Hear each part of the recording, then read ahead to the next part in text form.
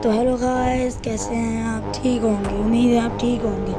تو گائز ہمارا آج کا ٹاپک ہے وٹ ایف گوجو ایٹ سکونہ فنگر۔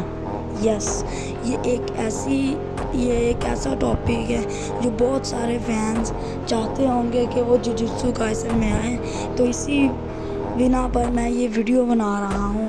تو اس کی شروعات ہوتی ہے، گوجو نے سکونہ کی فنگر ہاتھ میں پکڑی ہوتی ہے اور وہ کھانے لگا ہوتا ہے، تبھی نانامی اس کو روک دیتا ہے۔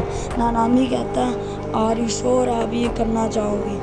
گوجو کہتا ہے ہاں میں یہ کروں گا کیونکہ یہاں سب سے طاقتور میں ہوں۔ یہ کہتے ہی گوجو نے وہ فنگر کھا لی۔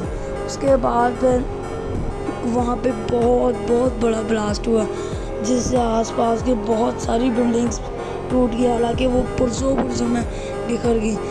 پھر گوجو نے تو سکونہ کی پاور تو انلاک کر لی، مگر پھر اندر سے آواز آئی، گوجو تم نے یہ سکونہ میری فنگر کھا کے بہت بڑی غلطی کر دی ہے۔ اب میں تمہارے اوپر کنٹرول لے کے پورے جاپان کو تباہ و برباد کر دوں گا۔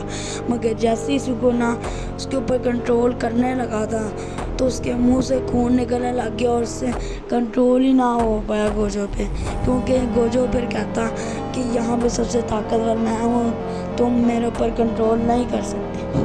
تو وہاں پہ یہ کہتے ہی اتنے سارے کنجاکو نے کرسز چھوڑ دیے تھے سکونہ کے کہنے پر۔ Millions of trillions of curses آ گئے تھے ایک ساتھ، وہ ہر ایک بندے کو مارنا شروع ہو گئے تھے، کھانا شروع ہو گئے تھے۔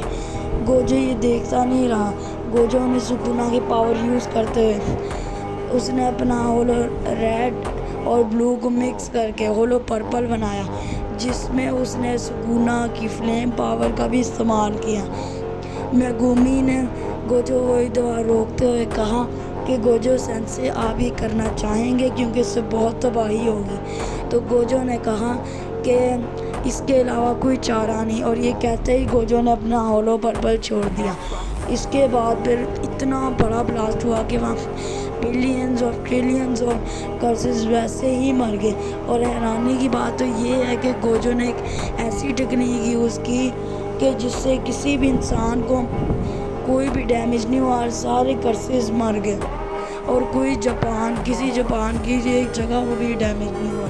اور اب ہمیں یہ جاننا ہوگا کہ گوجو نے کون سی پاور یوز کی ہے، تو یہ ہم اگلے پارٹ میں ڈسکس کریں گے۔ اللہ حافظ۔